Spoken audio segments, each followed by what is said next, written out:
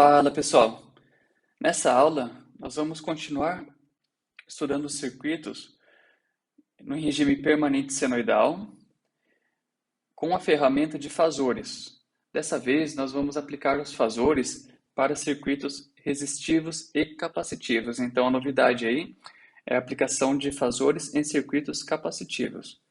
Primeiro, nós vamos fazer uma revisão de capacitor para lembrar alguns conceitos. Depois, nós vamos aprender a calcular a reatância capacitiva. Basicamente, o que nós faremos é entender como que a gente pode transformar o indutor em uma reatância capacitiva, ou seja, o indutor numa resistência. Mas não é resistência, tá? É reatância capacitiva. Embora ambos tenham como unidade o ohm. Feito isso, nós vamos aprender a associar resistores e reatâncias capacitivas, ou seja, resistores e indutores, tanto na forma em série quanto na forma em paralelo.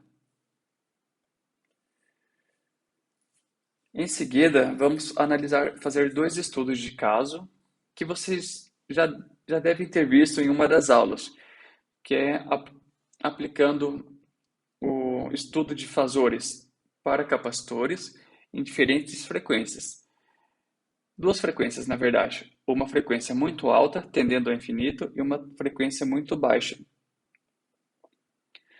Vocês vão estudar também a potência em circuito capacitivo, olhando agora as três potências existentes. Potência ativa, que vocês já conhecem, potência reativa e a potência aparente. Nesse contexto, a gente vai estudar também o fator de potência, que é a relação da potência ativa com a potência aparente. Faremos um exemplo para fixar o conteúdo e, por último, fecharemos com um resumo. E quais os objetivos desta aula?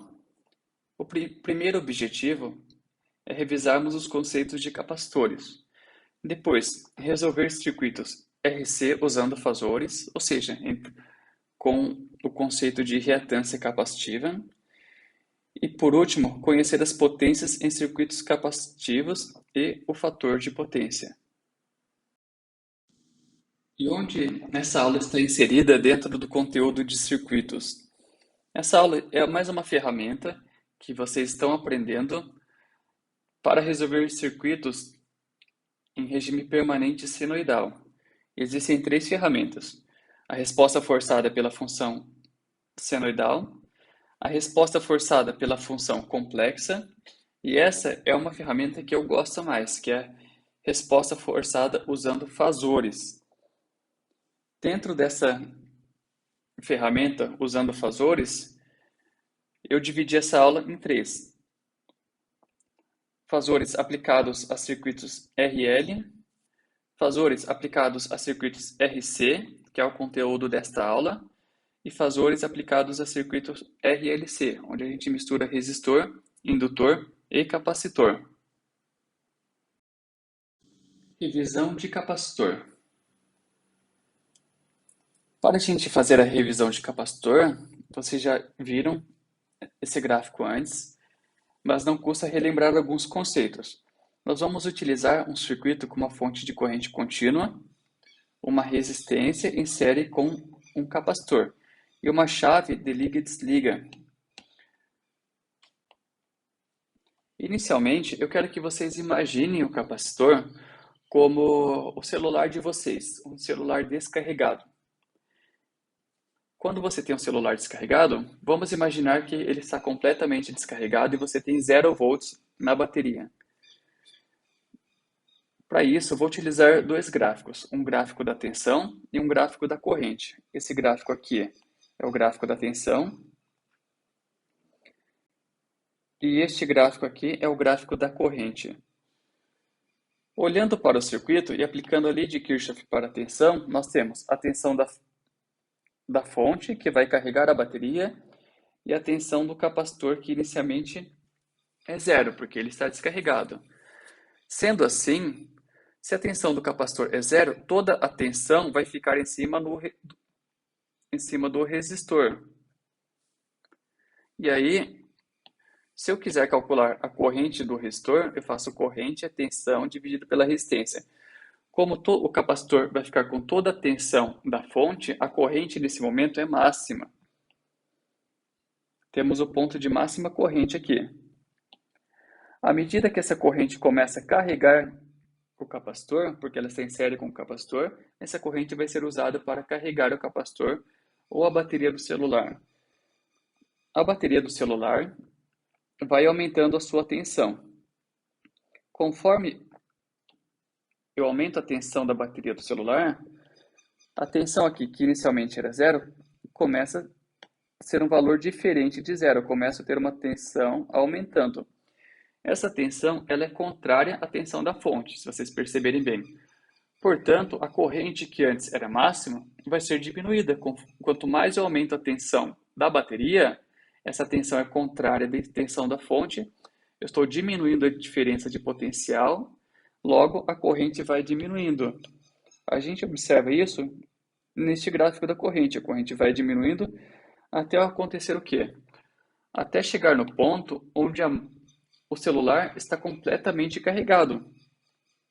Quando ele está completamente carregado, não tem mais corrente fluindo pelo circuito, porque ele já está no seu ponto máximo de tensão. Nesse ponto máximo, se eu deixar ali conectado no carregador, a tensão continua a mesma e a corrente continua zero. O que acontece se eu desligar o circuito e aí fizer uma conexão aqui ao terra? Eu vou descarregar o capacitor. A corrente que antes estava nesse sentido para carregar o capacitor, agora vai descarregá-lo.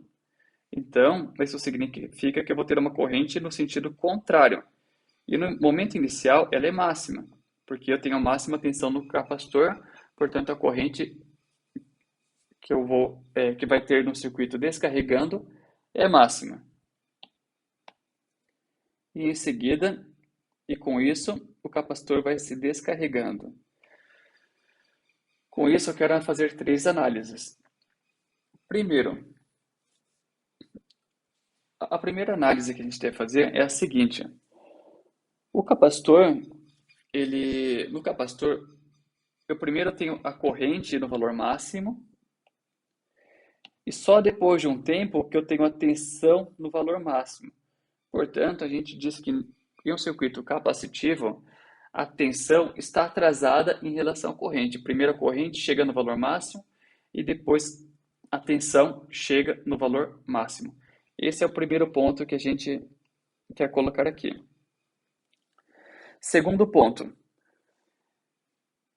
Se a gente observar esse momento aqui, ó, T2, no T2 eu já desliguei a fonte. Quando eu desloco essa chave aqui para o terra, eu não tenho mais fonte ligada no circuito. Mas mesmo assim, a gente observa que tem corrente fluindo pelo circuito. Estranho, né? Se eu não tenho nada ligado no circuito, eu ainda tenho energia no circuito. De onde que vem essa corrente? Essa corrente vem desse momento aqui, ó. Este momento, onde eu já tinha ligado o circuito, mas não tinha tensão no circuito, significa que eu estou carregando o capacitor. E quando eu desligo o circuito, eu estou descarregando. Portanto, a conclusão número 2 significa que o capacitor ele armazena energia na forma de campo elétrico. Ele consegue armazenar energia. E a conclusão número 3? A conclusão número 3 é que, em regime de corrente contínua, o capacitor se comporta como um circuito aberto, ou seja, naquele momento onde eu já carreguei o capacitor, que ele estava totalmente carregado, aí sim eu tenho um regime de corrente contínua, porque no momento inicial eu não tenho um regime de corrente contínua. Eu liguei o capacitor, então eu tenho um momento de transição. No momento final eu tenho um momento de transição, então aqui são momentos de transição. Mas aqui eu tenho um momento de regime de corrente contínua. E no regime de corrente contínua, a gente percebe que eu não tenho corrente no capacitor. A corrente aqui é zero. Portanto, O capacitor em regime de corrente contínua comporta-se como um circuito aberto. Não se esqueçam disso porque a gente vai utilizar muito, especialmente no estudo de caso. Aqui estão as 3 conclusões. O capacitor armazena energia na forma de campo elétrico? Sim, ele armazena. O capacitor comporta-se como um circuito aberto em corrente contínua, mas permite a passagem de corrente com tensão variável. Sim, no momento que eu ligo e desligo, que a tensão é variável, ele permite a passagem de corrente. Mas em regime permanente, ele comporta-se como um circuito aberto. E no circuito capacitivo, a corrente está adiantada em relação à tensão, ou a tensão está atrasada em relação à corrente. Reatância capacitiva.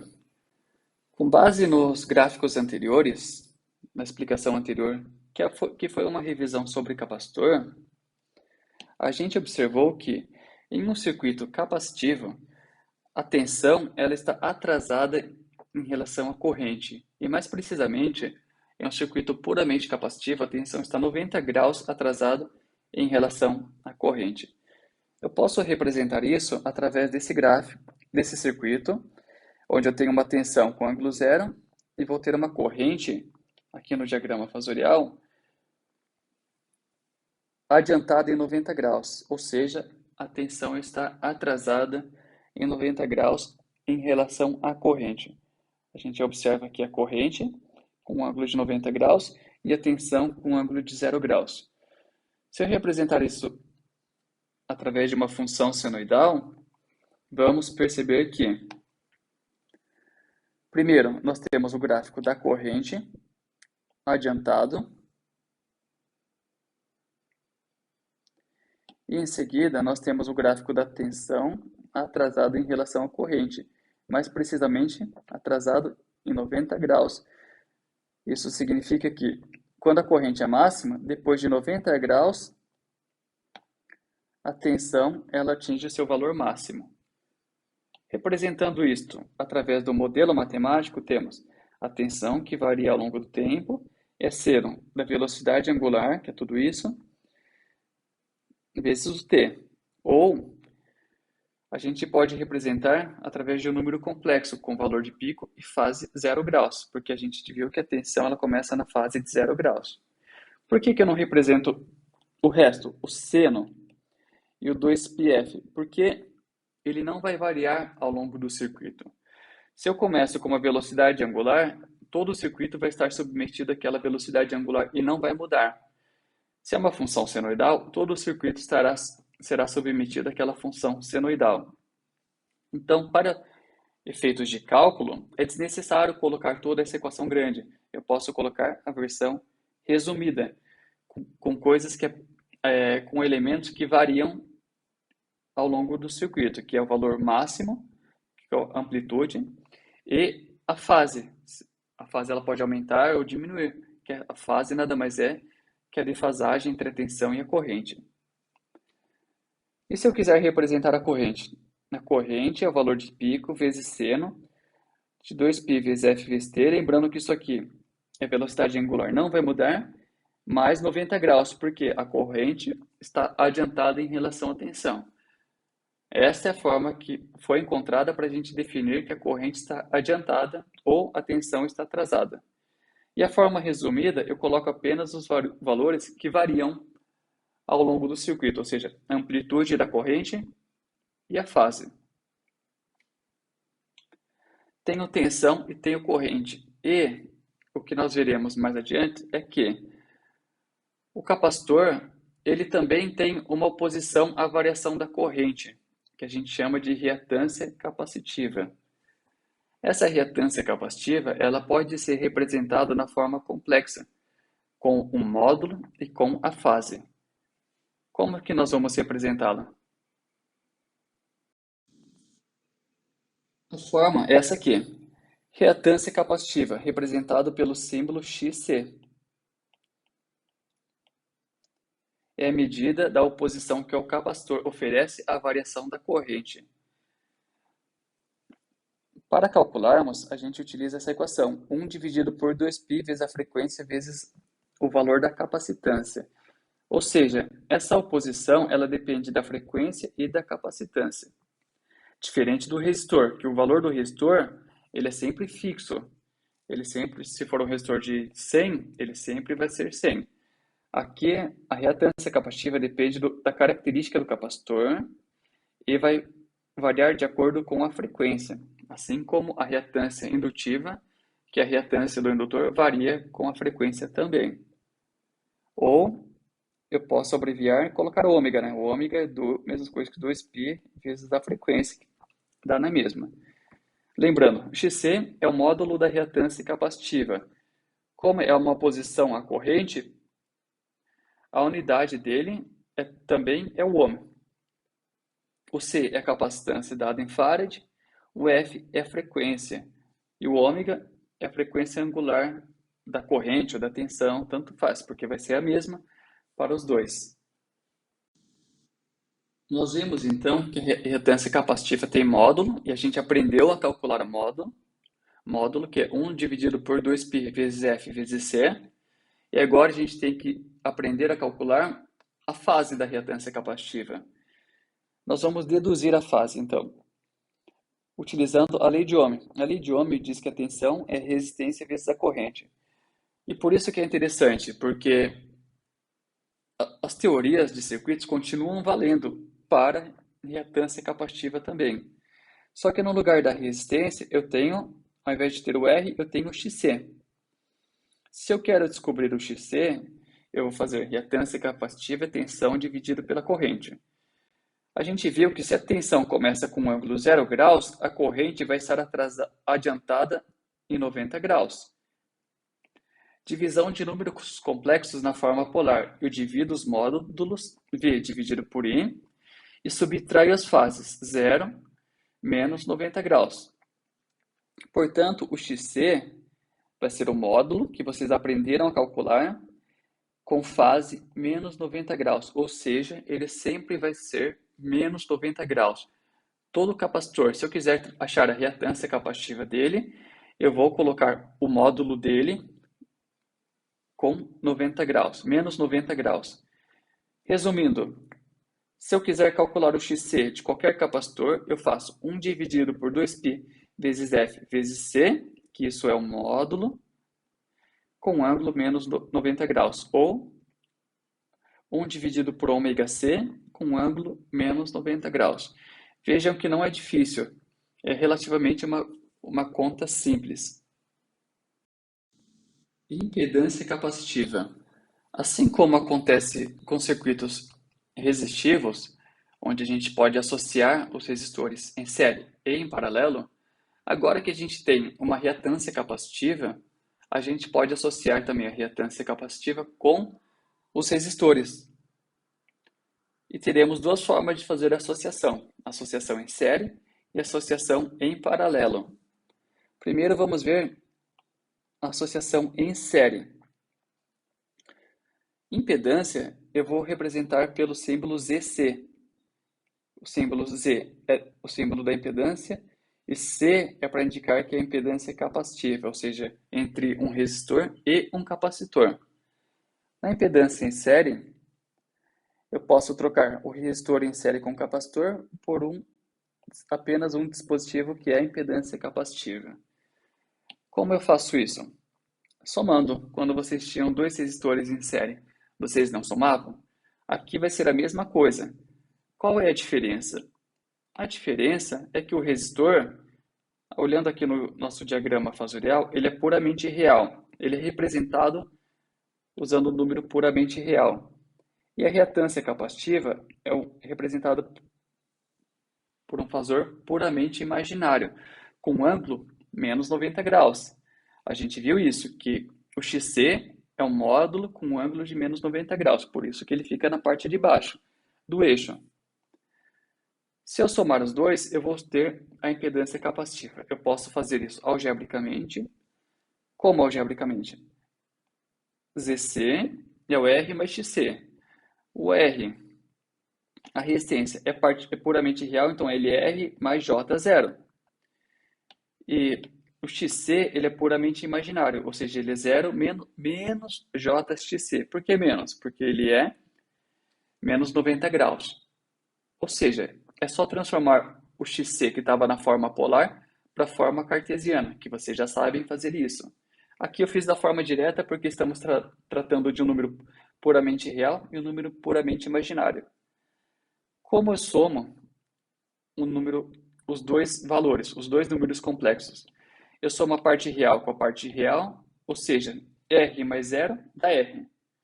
Eu somo a parte imaginária com a parte imaginária, ou seja, 0 menos xc menos xc. Aqui tem o j, faltou o j para indicar que ele é imaginário.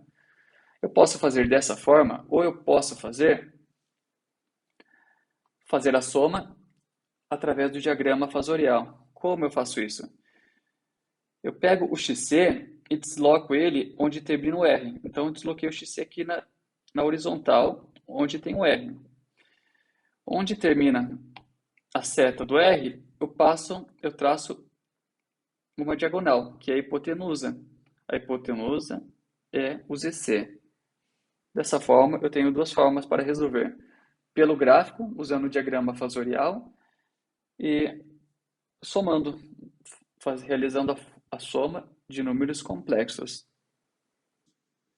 E como eu faço quando eu tenho um resistor em paralelo com uma reatância capacitiva?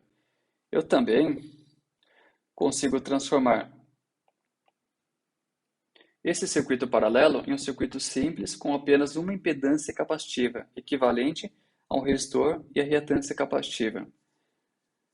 E eu faço da mesma forma como fazia com os dois resistores em paralelo. Eu faço o produto pela soma, ou seja, faço R vezes XC dividido por R mais XC.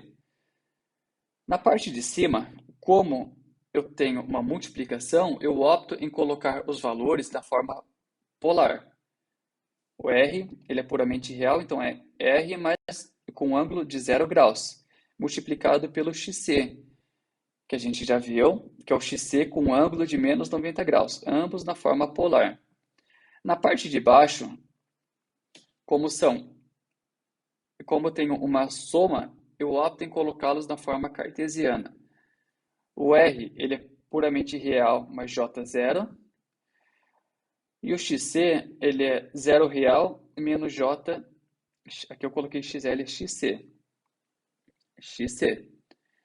Realizo a operação matemática e com isso eu vou ter o valor de ZC, que é a impedância capacitiva. No estudo de caso, nós vamos avaliar a reatância capacitiva sob dois valores de frequência, porque a gente viu que a reatância capacitiva depende da frequência. Então, vamos colocar valores extremos da frequência, que é a frequência igual a zero e a frequência tendendo a infinito. Primeiro, uma frequência tendendo a zero é uma frequência, é um regime de corrente contínua, a gente não tem corrente alternada. O que acontece com o XC? A gente viu que o XC é calculado da seguinte forma: 1 sobre 2 vezes π vezes f vezes c. A gente nem pode colocar isso aqui porque o f, como a frequência é zero, ficaria o número dividido por zero. Qualquer número dividido por zero não existe, né? Mas uma frequência tendendo ao zero é um valor muito baixo. E aí o XC é um valor muito baixo. E aí o XC ele tende a um valor muito alto, que é o infinito. É o caso que a gente analisou ali na revisão de capacitor.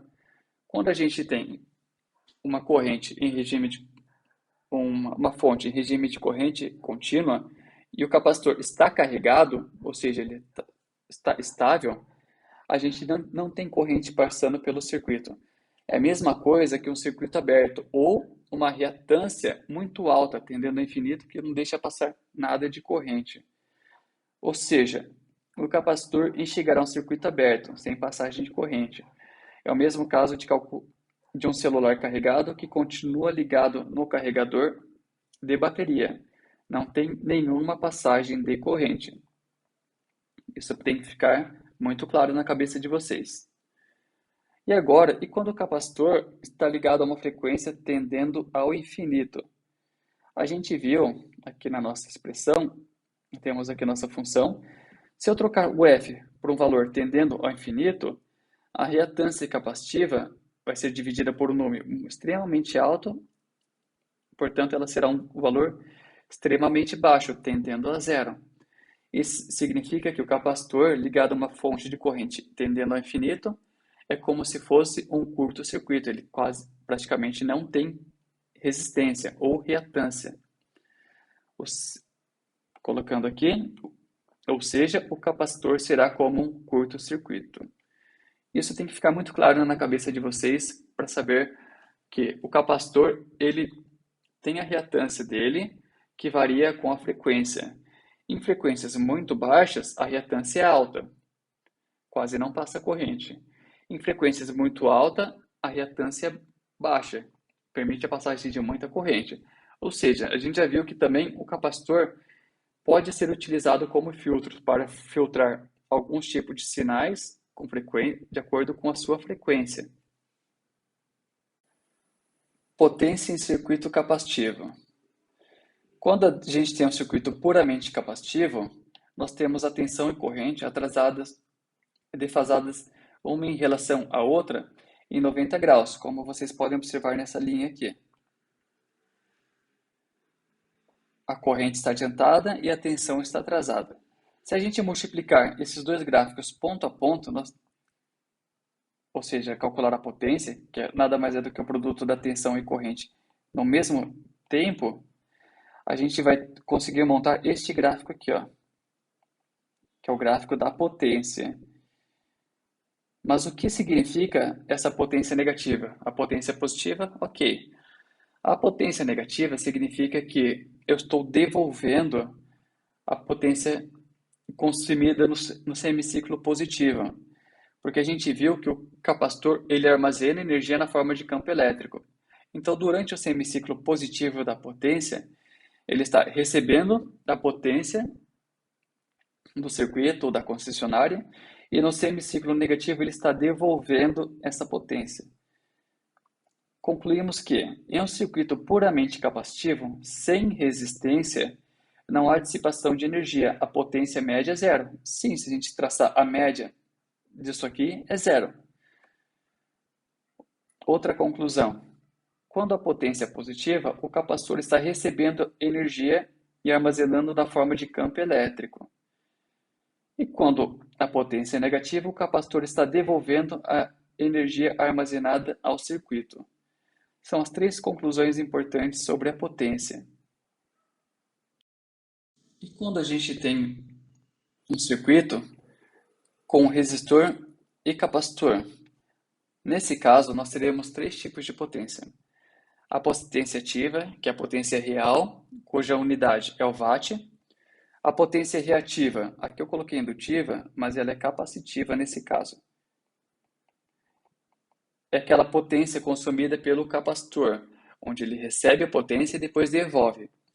O próprio nome já diz que ele devolve, que essa potência é devolvida. Ela é chamada de potência reativa, cuja unidade é volt-ampere reativo, VAR. E a somatória da potência do resistor e a potência do capacitor é a potência aparente, total, cujo símbolo é volt-ampere. Se a gente colocar as três potências, onde a potência do resistor ela é puramente real, portanto ela é sobre o eixo real. A potência do capacitor ela é puramente imaginária, portanto ela é no eixo imaginário. A somatória das duas é uma hipotenusa, que é a potência aparente. Está aqui no nosso triângulo. Temos a potência do resistor, a potência do capacitor, que é reativa, e a potência aparente, que é a potência total. A gente tem duas formas de calcular a potência. A gente pode utilizar as relações trigonométricas do triângulo retângulo, onde eu tenho os dois catetos e a hipotenusa, ou a gente pode calcular utilizando as equações. A potência ativa é tensão vezes corrente vezes o cosseno do ângulo. Então, esse ângulo, o que é esse ângulo φ? É a defasagem entre a tensão e a corrente. Tá? Não é o ângulo da corrente nem o ângulo da tensão. É a diferença entre o ângulo da tensão e da corrente. Como que eu posso calcular isso? Se eu tiver o valor da hipotenusa, eu calculo a potência ativa. Eu já falei para vocês. Uma forma de decorar é o seguinte. Se eu tenho aqui o valor da potência total, eu quero calcular a potência ativa, ou seja, a potência ativa é a sombra da hipotenusa no eixo horizontal. Como que eu faço? Eu faço a potência total, V vezes I, cosseno, porque eles estão com o ângulo, então eu chamo de cosseno de φ. Se eu quiser saber a potência reativa e souber o valor da hipotenusa, eu consigo calcular também, porque a reativa é a sombra na vertical da hipotenusa, que é V vezes I, que é a potência total, ou a potência aparente, vezes o seno de φ, porque eles não estão com o ângulo, estão sem o ângulo está aqui. Então, seno de φ. E se eu quiser calcular a potência aparente a partir dos catetos, eu consigo também. Basta fazer a soma do quadrado dos catetos dentro da raiz. Lembrando, o φ é a defasagem entre a tensão e a corrente. Fator de potência. O fator de potência tão falado é a relação entre a potência ativa e a potência aparente. Essa é uma forma de calcular o fator de potência. Se a potência ativa for igual à potência aparente, significa que eu não tenho potência reativa. Logo, o valor aqui vai ser igual a 1, se a potência ativa for igual à potência aparente. Agora, se eu tiver só potência reativa e não tiver nada de potência ativa, significa que a potência ativa vai ser zero e a potência aparente vai ter um valor. Portanto, o resultado vai ser zero. O ideal para a concessionária é que eu não fique devolvendo a potência, que toda a potência recebida seja consumida. Então, o ideal é um valor mais próximo possível de 1. Lembrando que valores abaixo de 0,92 são multados e a indústria deve fazer a correção do fator de potência. Outra forma de calcular o fator de potência é fazendo o cosseno de φ. Lembrando que φ não é a fase da corrente, não é a fase da tensão. Φ é defasagem entre a tensão e a corrente, é um menos o outro. Vamos fazer um exemplo. Tem um circuito aqui com um resistor de 100 ohms em série com uma capacitância de 22 microfarad. Ele pede a impedância, corrente e tensões complexas, o fator de potência do circuito, as expressões matemáticas da corrente e das tensões e o diagrama fasorial. Primeiro, eu tenho aqui a capacitância. Eu preciso calcular a reatância capacitiva, que é a resistência do capacitor. A reatância capacitiva utiliza a equação 1 dividido por 2π vezes F vezes C. A frequência é de 60 Hz e a capacitância de 22 microfarad. Portanto, a reatância capacitiva eu já coloquei aqui na forma polar, 120,6, que é o módulo, e o ângulo é sempre 90 graus, sempre 90 graus. Então, calculei o módulo, deu 120,6 com ângulo menos 90 graus. Isso na forma polar. Na forma cartesiana, ele é zero real e menos J 120,6 imaginário, porque ele está com um ângulo de menos 90 graus. Ok. Eu quero saber a impedância, corrente e tensões complexas.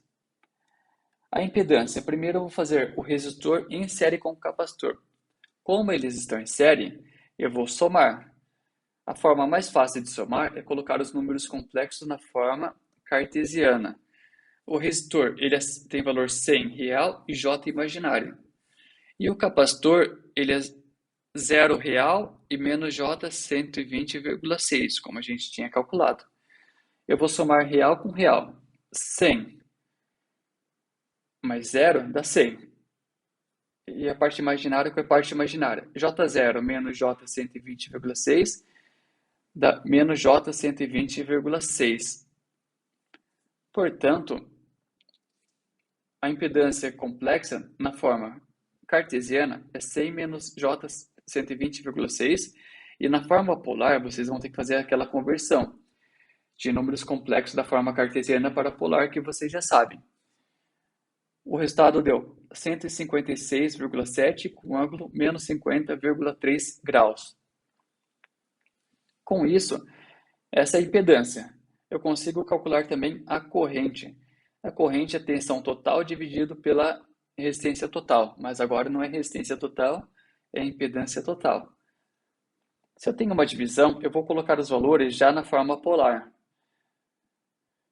A tensão, ela tem o valor 110 volts, eficaz, esse valor é eficaz, com ângulo 0 graus. A impedância tem valor 156,7 com ângulo menos 50,3 graus. Portanto, a corrente deu 0,7 com ângulo 50,3 graus. Esse valor é eficaz. Por quê? Porque se eu peguei a tensão eficaz, a corrente, o valor da corrente que eu acho é o valor eficaz também. Por último, eu quero saber qual que é a tensão no resistor e a tensão no capacitor. Como eles estão em série, essa corrente calculada vale para os dois. Utilizo para isso a lei de Ohm. A tensão do resistor é resistência vezes a corrente.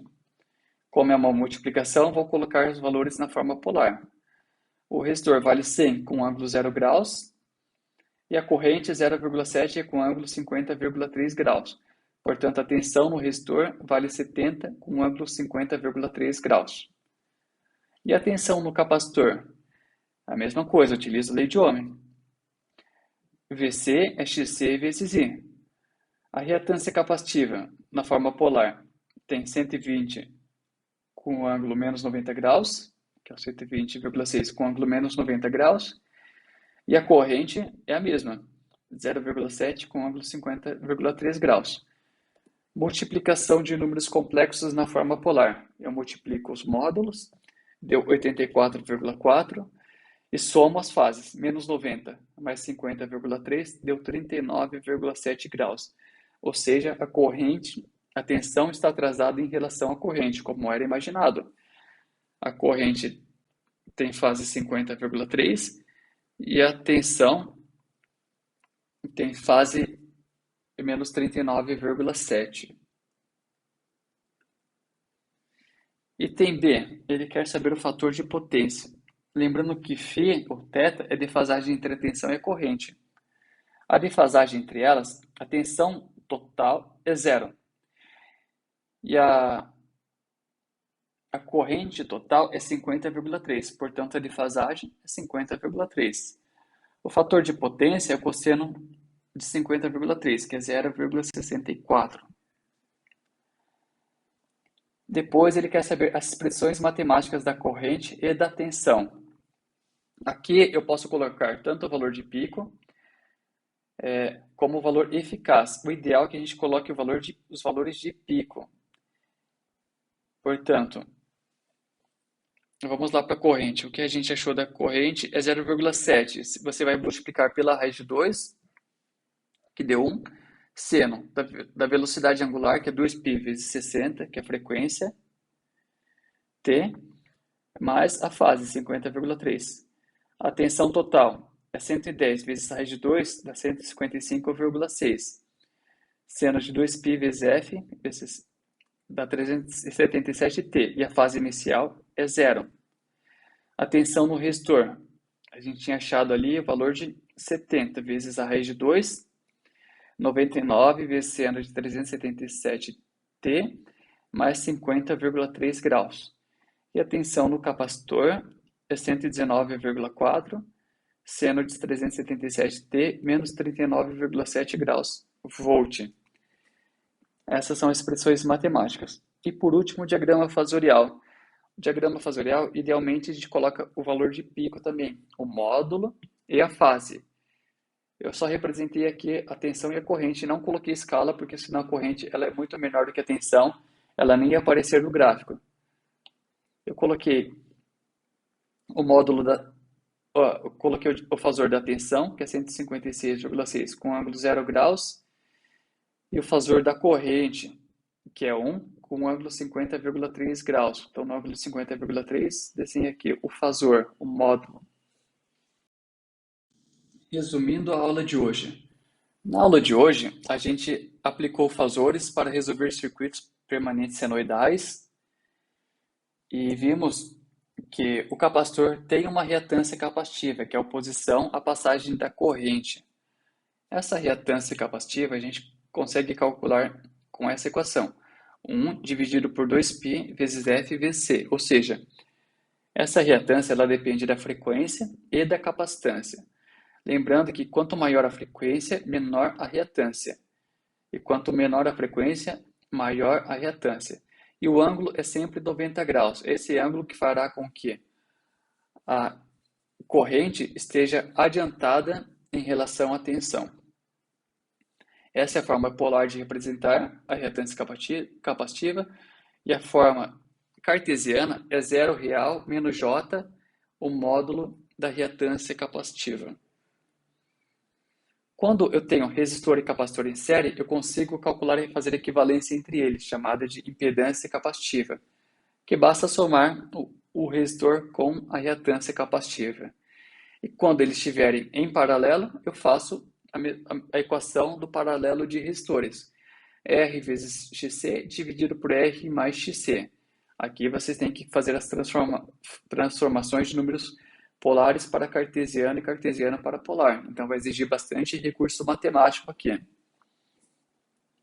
Em circuitos onde eu tenho resistor, capacitor, aliás, apenas resistor e capacitor, eu tenho três potências.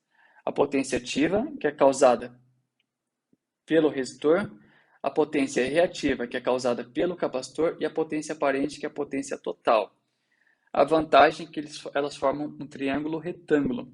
Com isso, eu consigo calcular utilizando as relações trigonométricas já conhecidas. E o fator de potência, eu também calculo como a potência ativa dividida pela potência aparente ou fazendo cosseno de φ.